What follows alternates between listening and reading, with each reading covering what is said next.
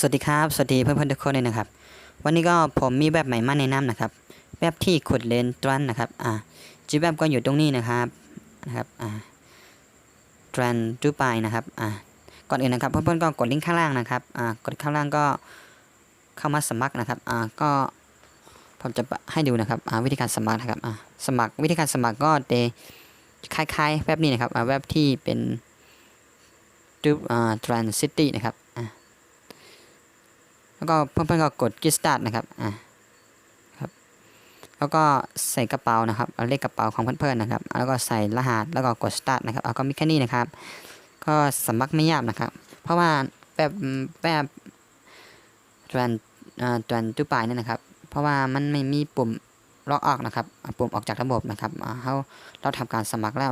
ออกจากระบบไม่ได้นะครับผมก็หาไม่เจอเหมือนกันนะครับผมก็เลยไปให้ดูแบบที่ผมในเนียมไปนะครับเพราะมันคล้ายๆกันนะครับก็เพื่อนๆสมัครเข้ามาก็มันก็จะกดให้เราอัตโนมัตินะครับนะครับเพื่อนๆก็ดูตรงนี้นะครับแล้วก็มันก็จะให้เวลาเราขุดนะครับ1,823 วันแล้วก็เท่ากันนะครับเท่ากันเหมือนที่แบบผมได้นำไปนะครับแล้วก็วันหนึ่งเราก็จะได้0.1นะครับดังผลก็เลยเท่ากันนะครับเรามาดูนะครับเรามาดูการถอนนะครับการถอนก็กดตรงที่ withdraw นะครับกดเข้าไปเลยนะครับว่ามันถอนข้ามแต้มกี่เลนนะครับก็2 เลนนะครับ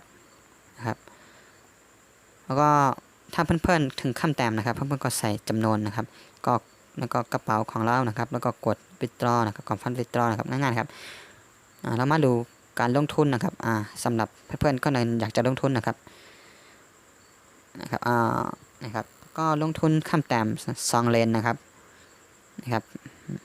แล้วก็กำไรก็ประมาณเลนกึ่งนะครับกำไรเลนกึ่งนะครับแล้วก็เวลา7 วันนะครับก็วันหนึ่งเราก็จะได้0.5นะครับเวลา7 วันนะครับ14%นะครับจากการแนะนำเพื่อนนะครับจะมีประวัติหลายอย่างนะครับอันนี้ก็จะเป็น20 เลนนะครับอันนี้ก็จะเป็น50 เลนนะครับ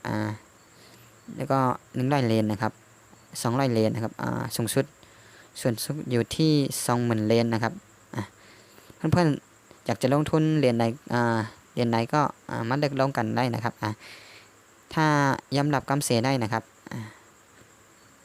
แต่ไม่แนะนำให้ลงนะครับถ้ายอมรับความเสี่ยงไม่ได้นะครับเพราะว่าการลงทุนความเสี่ยงนะครับแนะนำให้มากดฟรีๆไปก่อนนะครับ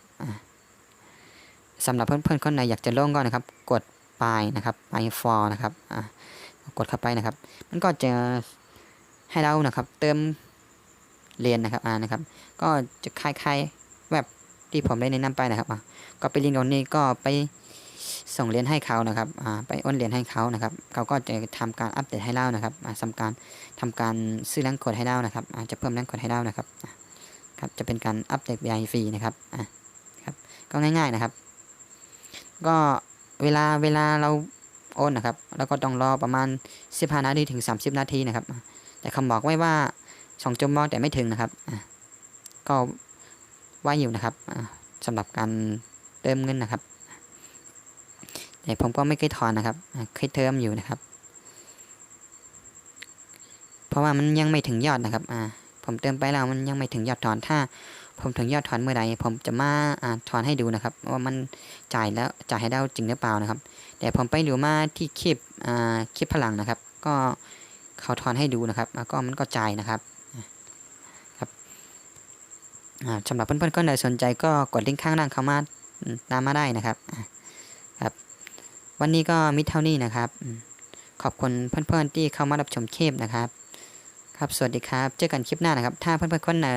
ยังไม่เข้าใจก็สอบถามเข้ามาได้นะครับผมจะมาได้ตอบให้นะครับสวัสดีครับ